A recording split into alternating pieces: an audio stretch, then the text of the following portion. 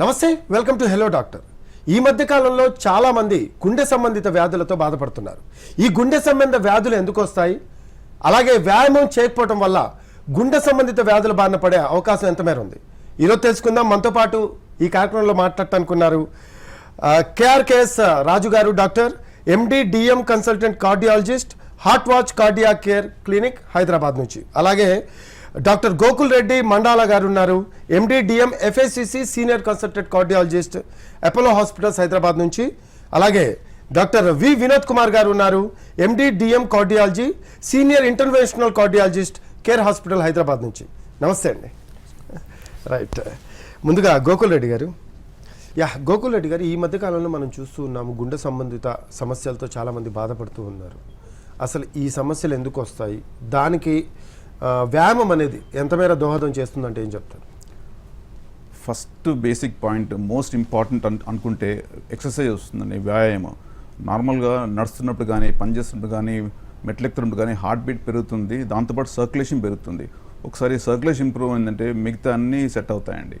మనకు షుగర్ కావచ్చు, బీపీ కావచ్చు, కొలెస్ట్రాల్ కావచ్చు, ఇవన్నీ కూడా ఈజీ కంట్రోల్గా ఉంటుంది. దీనికి వాకింగ్ కానీ, ఎక్సర్సైజ్ కానీ, వ్యాయామం కానీ చాలా ఇంపార్టెంట్ అండి.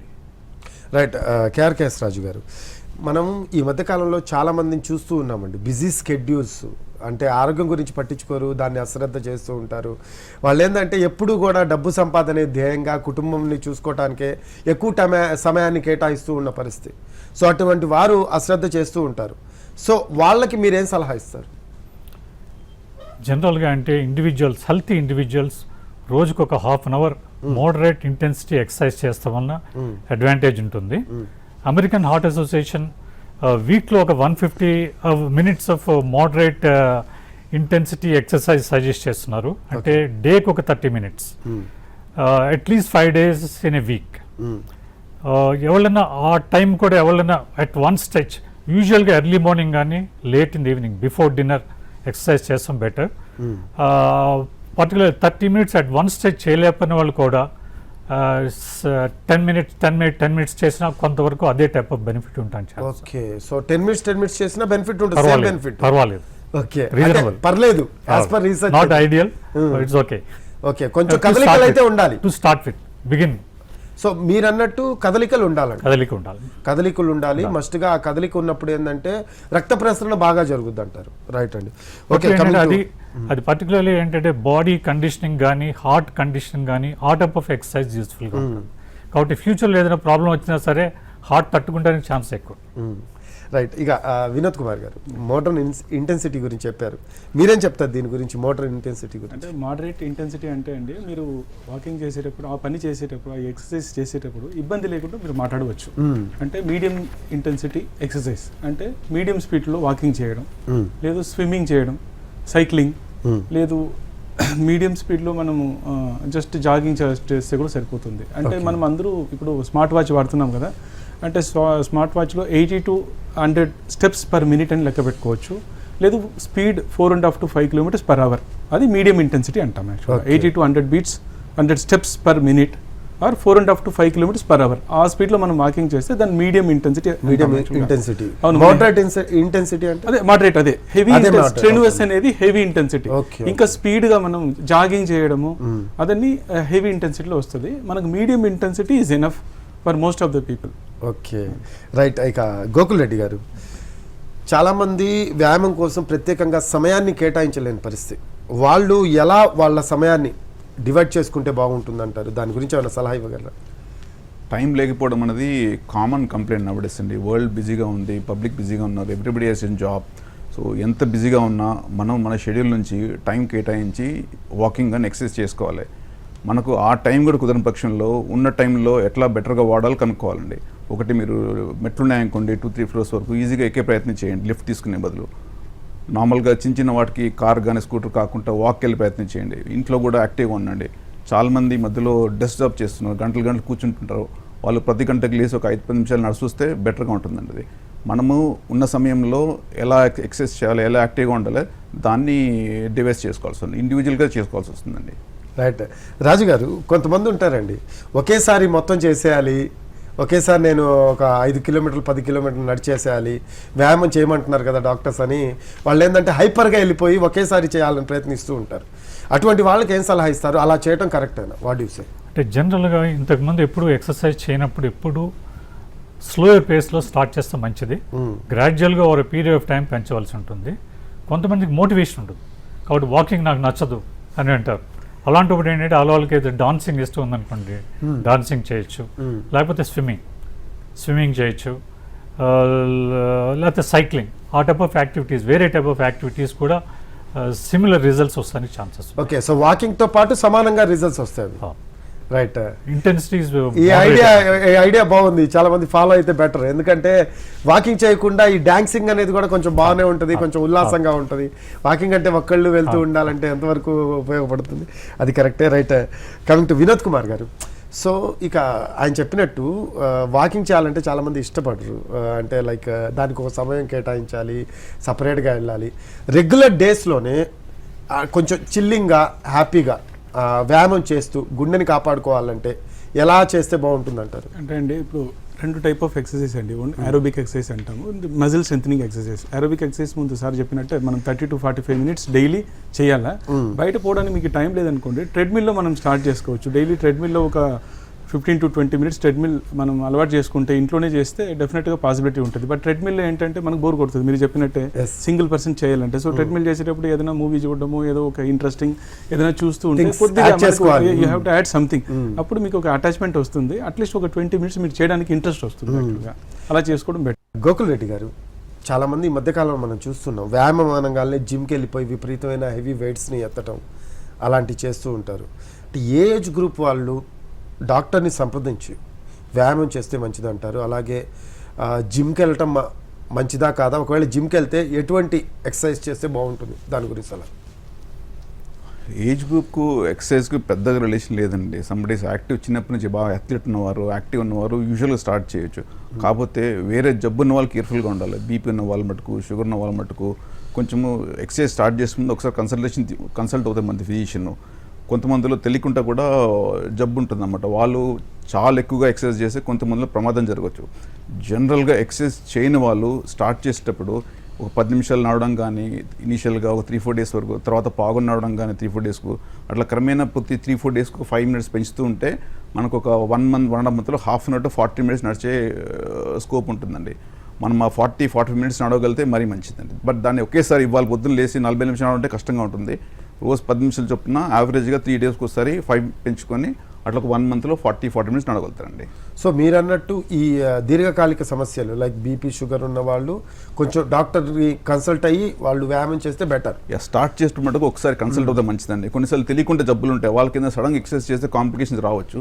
యూజువల్గా ఇబ్బంది లేని వాళ్ళకు ఏం ప్రాబ్లం లేదండి. కానీ ఏమాత్రం కంట్రోల్ లేకున్నా, షుగర్, బీపీ చాలా ఎక్కువ ఉన్నా కూడా ఎక్సర్సైజ్ చేసే ముందు ఒకసారి చెక్ చేసుకుని చేస్తే మంచిది. రైట్ అండి. ఓకే, రాజు గారు, రెగ్యులర్గా యాక్టివిటీ ఉండదండి, కూర్చుని ఉండిపోతారు, జాబ్ పరంగా కావచ్చు ఏదైనా. ఆ యాక్టివిటీస్లో భాగస్వాములు కావాలంటే వాళ్ళు ఎలా మోటివేట్ చేసుకుంటే బాగుంటుంది? లైక్ వ్యాయామం చేసే విషయంలో కావచ్చు, కదలికల విషయంలో. ముందుగా ఏంటంటే ఒక ప్లేస్లో కూర్చొని ఉండిపోతారు కాబట్టి కదలికల విషయంలో వాళ్ళని ఎలా మోటివేట్ చేసుకొని వాళ్ళు ప్రేరేపించుకొని రెగ్యులర్గా గుండెకి సంబంధించి ఎటువంటి వ్యాధులు రాకుండా కాపాడుకుంటే బాగుంటుందండి. ఫిజికల్ యాక్టివిటీ వలన జనరల్గా ఇనిషియేషన్ డిఫికల్ట్ ఉంటుంది, ఇనర్షియా. మనం నడుస్తూ ఇష్టం ఉండకపోవచ్చు వల్ల. బట్ ఒకసారి నడుస్తూ మొదలు పెట్టారంటే దే లైక్ ఇట్. కాబట్టి యూజువల్గా ఏంటంటే యాక్టివిటీ ఉన్నప్పుడు ఏంటంటే ఎండార్ఫిన్స్ రిలీజ్ అవుతాయి. దానివల్ల ఏంటంటే సైకలాజికల్ స్ట్రెస్ తగ్గుతుంది. ప్లస్ ఏంటంటే some type of positive attitude వస్తుంది. ఓకే, కాబట్టి నడిచేటప్పుడు కూడా ఏంటంటే ఓపెన్ ప్లేసెస్లో నడుస్తున్న advantage. You should enjoy the surroundings. That walk చేసినప్పుడు కూడా కాన్సన్ట్రేట్ చేసి నడుస్తాం ఎప్పుడు మంచిది. ఓకే, సో అలా చేస్తే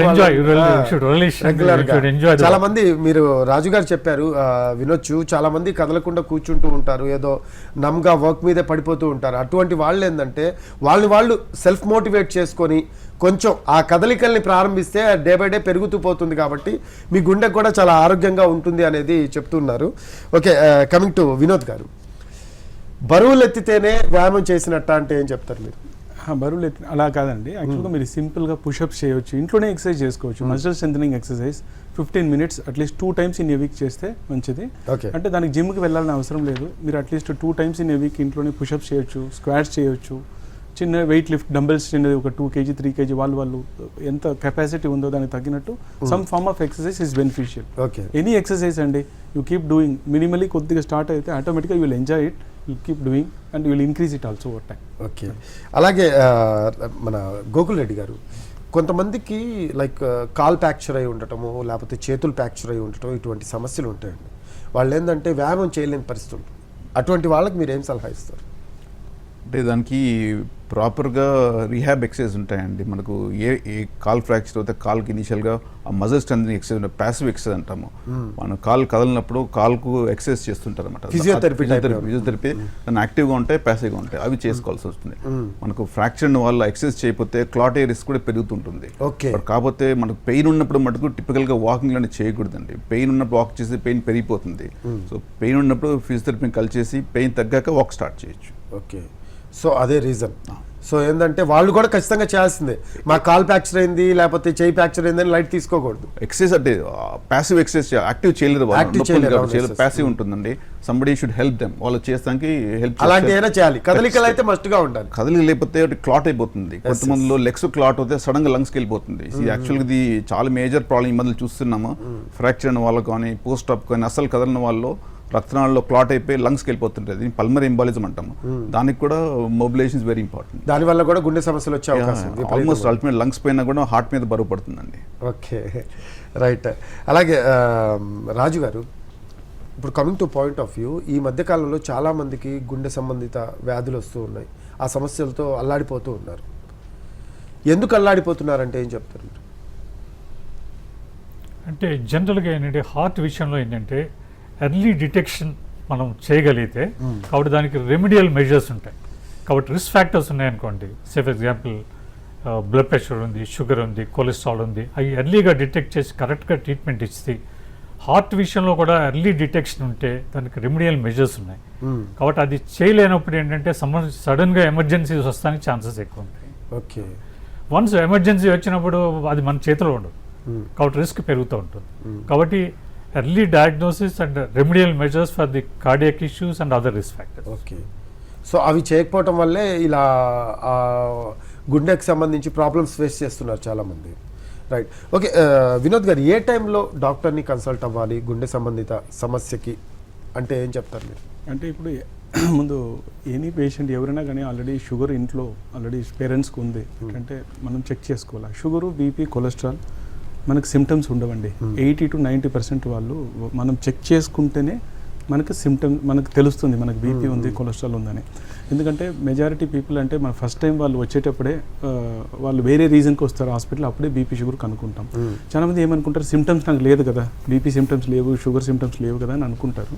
ఫస్ట్ సిమ్టమే హార్ట్ అటాక్ ఉండవచ్చు, బ్రెయిన్ స్ట్రోక్ ఉండవచ్చు, కిడ్నీ ఫెయిల్యూర్ ఉండవచ్చు. సో అంతవరకు మనం వెయిట్ చేయకూడదు. సో బీపీ, షుగర్, కొలెస్ట్రాల్కి సిమ్టమ్స్ ఉండవు, మనమే చెక్ చేసుకోవాలా. సో ఫ్యామిలీ హిస్టరీ, ఫాదర్కు మదర్కు షుగర్ ఉన్నా, కొలెస్ట్రాల్ ఉన్నా, లేదు ఫాదర్కి ఒకవేళ హార్ట్ అటాక్ యంగ్ ఏజ్లో వచ్చినా, మదర్కి యంగ్ ఏజ్లో వచ్చినా డెఫినెట్గా మనకు రావడానికి అవకాశం ఉంది అని అది మనకు తెలియాలి యాక్చువల్గా. సో ముందే మనం అలాంటి రిస్క్ ఫ్యాక్టర్స్ ఉండేవాళ్ళు ముందే వెళ్ళి మనం డాక్టర్ని కన్సల్ట్ కావాలా. అదే టైంలో మీరు మ్యారథాన్ అలాంటి హెవీ లాంగ్ రన్నింగ్ అలా ప్రాక్టీస్ అంటే చేయాలని అనుకుంటున్నారు, లేదంటే ట్రెక్కింగ్ వెళ్ళాలనుకుంటున్నారు, అన్యూజువల్గా ఫస్ట్ టైం వెళ్ళాలనుకుంటున్నారు అనుకోండి, అప్పుడు బేసిక్లీ మనం హార్ట్లో ఏమైనా ప్రాబ్లం ఉందా లేదా, బ్లాక్స్ ఏమైనా ఉన్నాయా, మనం చేయొచ్చా అనేది ఫస్ట్ తెలుసుకోవాలా.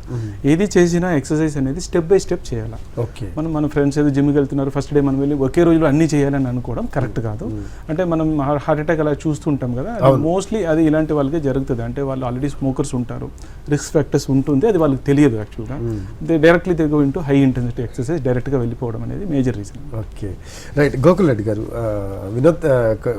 వినోద్ కుమార్ గారు చెప్పినట్టు అంటే చాలామందికి తెలియకుండానే ఇష్యూస్ ఫేస్ చేస్తున్న పరిస్థితి అయితే కనపడుతూ ఉంది. అయితే ఏ ఏజ్ గ్రూప్ వాళ్ళు ఎక్కువగా రెగ్యులర్గా టెస్టులు చేయించుకుంటూ ఉండాలి, అలాగే రెగ్యులర్ ఈ వ్యాయామం యాక్టివిటీస్ చేస్తూ ఉండాలంటే ఏం చెప్తారు? మన కంట్రీలో యూజువల్గా 40 సంవత్సరం లోపల heart stroke most of them unless the smoke or chew tobacco or use some kind of drugs యూజువల్గా చూడమండి. ఆర్ ఫ్యామిలీస్లో చాలా మందిలో గుండె జబ్బు రావడం కానీ, వారికి చిన్న వయసులో షుగర్ రావడం జరుగుతుంది, మటుకే రావచ్చు. అదర్వైజ్ 40 సంవత్సరాల లోపల యూజువల్గా చాలా రేర్ అండి. కాబట్టి 40 స్టెప్ పెట్టుకుని 40 ఎప్పుడు అందరూ కూడా బేసిక్ చెక్ చేసుకోవాల్సి ఉంటుందండి. షుగర్ ఉందా, బీపీ ఉందా, ఈసీజీ ఎలా ఉంది, హార్ట్ బాగుందా, దాని మీద ఫర్దర్గా మనము ప్రొసీడ్ అవ్వచ్చు. ఏమన్నా జబ్బు ఉంటే డెఫినెట్గా మళ్ళీ చెక్ చేయాలి. 40 తర్వాత 40 ఎప్పుడు ఖచ్చితంగా రిస్క్ లేని వాళ్ళందరూ 40 చేసుకోవాలి. రిస్క్ ఉన్న వాళ్ళు ఎర్లీగా స్టార్ట్ చేయాలి. టిపికల్ ఎలా ఉంటుందంటే ఇంట్లో గుండె జబ్బు ఉన్న వాళ్ళకు ఒక 10 years ముందు చెక్ చేసుకుంటే మంచిది. ఫాదర్గా 45 వచ్చిందంటే మీరు 35 స్టార్ట్ చేయాలి. అంటే మన ప్రివెన్షన్ వెరీ వెరీ ఇంపార్టెంట్. రాజు గారు చెప్పిన ప్రివెన్షన్ ఇంపార్టెంట్. ఒకసారి జబ్బు ముదిరాక మన చేతిలో తక్కువగా ఉంటుంది. ఎన్ని నెలలకోసారి చేయించుకోవాలంటే ఏం చెప్తారు రాజు గారు? టెస్టింగ్ అదే ఈ టెస్ట్లు కావచ్చు. జనరల్గా ఏంటంటే టెస్టింగ్ యంగ్ ఇండివిజువల్స్లో ఇప్పుడు కొంతమంది నేనే ఉన్నాను ఫర్ ఎగ్జాంపుల్, నాకు 40 years అనుకుందాం. 40 years రాజు గారు మన గోకుల్ గారు చెప్పినట్టు నేను టెస్ట్ చేయించుకుంటాను, నాకేం లేదు, మళ్ళీ ఎప్పుడు చేయించుకోవాలి, అలా ఎలా మనం చేయించుకుంటే బాగుంటుంది? కొంతమందికి ఏంటంటే కొద్ది యంగ్ ఇండివిజువల్స్ కూడా వస్తుంది కాబట్టి from the age of 20 once in 5 years testing చేస్తాం better, including cardiac testing, basic cardiac testing once in 5 years. 40 years దాటిన తర్వాత once in a year కానీ అట్లీస్ట్ once in 2 years చేస్తాం. Okay, once in year are once in వినండి.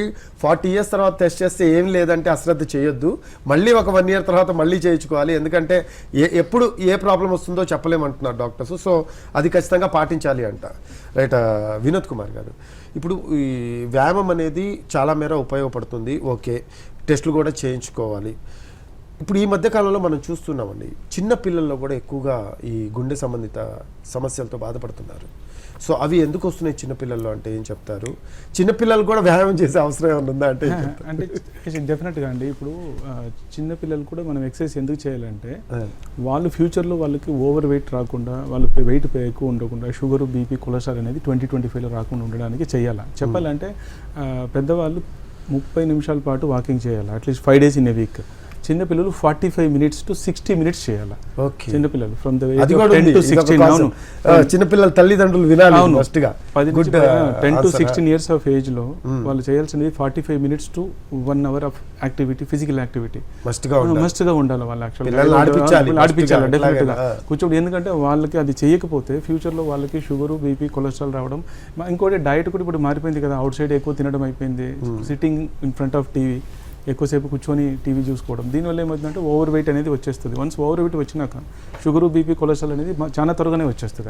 So అది మనం so ఆ వ్యాయామం అనేది మీరు చూడండి, వినోద్ గారు చెప్పినట్టు ఖచ్చితంగా వ్యాయామం అనేది మెయింటైన్ చేయాలి. చిన్నపిల్లల్లో కూడా 45 to 1 hour, 45 minutes to 1 hour. ఒకవేళ అది అశ్రద్ధ చేస్తే వీళ్ళు ఇంకా తొందరగా ఈ షుగర్, బీపీ అనే ఈ చిన్న దీర్ఘకాలిక వ్యాధులు ఉన్నాయి కదా, వాటి బారిన పడే అవకాశం ఉందంటారు.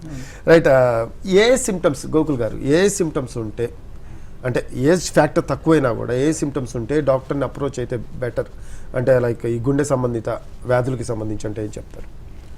ఎనీ న్యూ సిమ్టమ్, కొత్తగా ఏ ఇబ్బంది ఉన్నా, చెస్ట్లో పెయిన్ కావచ్చు, నడుస్తుంటే ఆయాసం కావచ్చు, బాగా వీక్ అనిపించచ్చు, ఏ కొత్త సిమ్టమ్ ఉన్నా కూడా కన్సల్ట్ అయితే మంచిదండి. కార్డియాలజీ కాకుండా కూడా ఫిజిషియన్ కలిసి అట్లీస్ట్ మనకు తెలిసిపోతుంది జబ్బు ఏ రకంగా ఉందనేది. కాకపోతే చెస్ట్లో పెయిన్ వచ్చినా, బరువుగా ఉన్నా, లెఫ్ట్ హ్యాండ్ లాగినా నొప్పి ఉన్నా, థ్రోట్లో పెయిన్ వచ్చినా, జాస్లో నొప్పి వచ్చినా, నడుస్తుంటే ఆయాసం వచ్చినా, ప్రీవియస్ నడిచేవారు, మెట్లెక్కేవారు, ఈ మధ్యలో ఎక్కుతుంటే ఆయాసంగా ఉందనుకోండి, ఖచ్చితంగా కన్సల్ట్ అవ్వాల్సి ఉంటుందండి. మరి అందరూ కూడా చెస్ట్ పెయిన్ బాగా తీవ్రంగా వచ్చారు వెయిట్ చేయకూడదు. ఇనిషియల్ సిమ్టమ్స్ గుర్తుపడితే మనకి ఎర్లీగా డయాగ్నోస్ చేసి వాటికి ప్రాపర్గా మెడిసిన్ ఇవ్వచ్చు.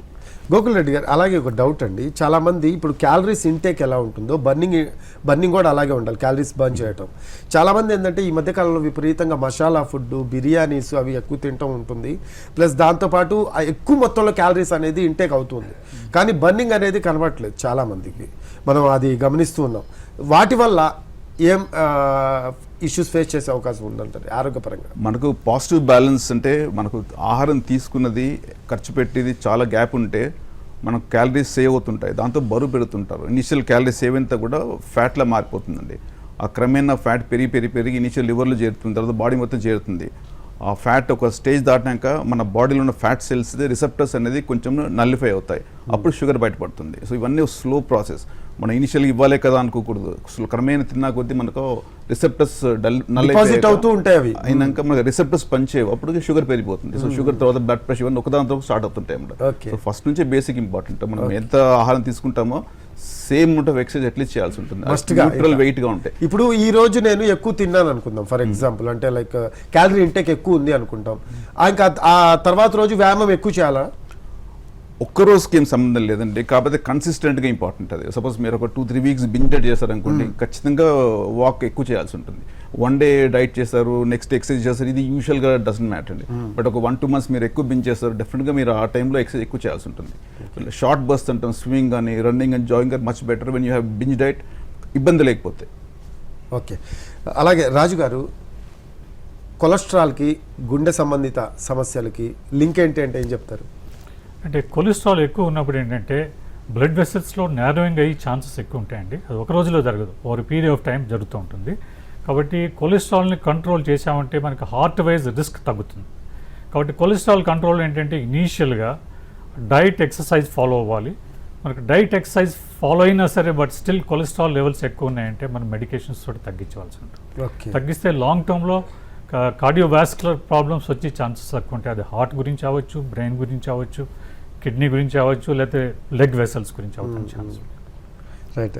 వినోద్ గారు, కొలెస్ట్రాల్ వల్ల ఒకవేళ వ్యాయామం చేయకపోతే కొలెస్ట్రాల్ ఇంకా పెరుగుతుంది అంటారు. వ్యాయామం ఒకవేళ అశ్రద్ధ చేస్తే కొలెస్ట్రాల్ అది ఇంకా దోహదపడుతుంది పెరగడానికి అంటారు. ఎందుకంటే రీజన్ ఏం చెప్తారు మీరు? అంటే కొలెస్ట్రాల్ అనేది మనం ఎక్సర్సైజ్ చేసేటప్పుడే అండి మనకి ఎక్స్పెండిచర్ అవుతుంది కదా, మనం తినేదాన్ని మొత్తం కొలెస్ట్రాల్ పోయి డిపాజిట్ అవుతుంది. దాన్ని మీరు ఎక్స్పెండిచర్ చేయకపోతే సేవింగ్స్ ఎక్కువ అవుతుంది కదా. ఓకే, సో అందుకు వ్యాయామం అనేది బయటకు తీసుకెళ్ళిపోతుంది. కొలెస్ట్రాల్ మొత్తం కొలెస్ట్రాల్ బర్న్ అయితేనే మీకు ఎనర్జీ వస్తుంది. సో ఎనర్జీ కావాలంటే కొలెస్ట్రాల్ బర్న్ కావాలి. కొలెస్ట్రాల్ బర్న్ కావాలంటే మీరు ఎక్సర్సైజ్ చేయాలి. అలా మీరు ఎక్సర్సైజ్ చేస్తూ ఉంటే మీరు వాట్ ఎవర్ మీరు ఎక్స్ట్రా తీసుకునేదాన్ని బాడీలో లివర్లో పోయి చేరుకుంటుంది కొలెస్ట్రాల్ లాగా. అవన్నీ మీరు రోజు ఎక్సర్సైజ్ చేసేటప్పుడు మెల్లమెల్లగా అవి యూజ్ బర్న్ అయిపోయి ఆ ఫ్యాట్ అనేది వెళ్ళిపోతుంది, కొంచెం క్లియర్ అయిపోతుంది బ్లడ్ కూడా. అవును. ఇంకోటి good cholesterol, HDL cholesterol is good cholesterol అండి. అది పెరగాలంటే మీరు రోజు వాకింగ్ ఒక 1/2 అవర్ 45 మినిట్స్ చేస్తేనే పెరుగుతుంది. దానికి మెడిసిన్స్ అని ఎక్కువ పెద్దగా ఉండవు. గుడ్ కొలెస్ట్రాల్ అనేది పెరగాలంటే ఎక్సర్సైజ్. అవును, బ్యాడ్ కొలెస్ట్రాల్ కి మెడిసిన్స్ ఉంటుంది తగ్గించడానికి. గుడ్ కొలెస్ట్రాల్ కి మెడిసిన్ కన్నా ఇంపార్టెంట్ ఎక్సర్సైజ్ అనేది చాలా ఇంపార్టెంట్ యాక్చువల్గా గుడ్ కొలెస్ట్రాల్ పెంచుకోవాలంటే. ఓకేనండి, రైట్ అండి. గోకుల్ రెడ్డి గారు, అలాగే రాజు గారు, వినోద్ గారు మంచి సలహాలు సూచనలు ఇచ్చారు. సో విన్నారు కదా. సో గుండె ఎటువంటి సమస్య లేకుండా హ్యాపీగా ఉండాలి అంటే, మన గుండె హ్యాపీగా బతకాలి అంటే కొన్నాళ్ల పాటు ఖచ్చితంగా వ్యాయామం చేయాల్సిందే. వ్యాయామమే మీ గుండెని కాపాడుతుంది అంటున్నారు డాక్టర్స్. అలాగే వ్యాయామం చేసేవాళ్ళు అంటే దీర్ఘకాలిక సమస్యలు ఎవరైనా ఉంటే, వాటితో బాధపడుతూ ఉంటే కొంచెం డాక్టర్ని కన్సల్ట్ అయ్యి వ్యాయామం చేస్తే బాగుంటుంది అంటున్నారు. రెగ్యులర్ వాకింగ్ అనేది మస్ట్గా ఉండాల్సిందే. ఆ వాకింగ్ ఉంటేనే గుండె సంతోషంగా ఉంటుంది అంటున్నారు డాక్టర్స్. సో ఇది వాళ్ళ హార్ట్ అటాక్స్ని నిర్మూలించే కార్యక్రమంలో భాగంగా, అవేర్నెస్లో భాగంగా ఈరోజు కార్యక్రమం జరిగింది. This is Rafi.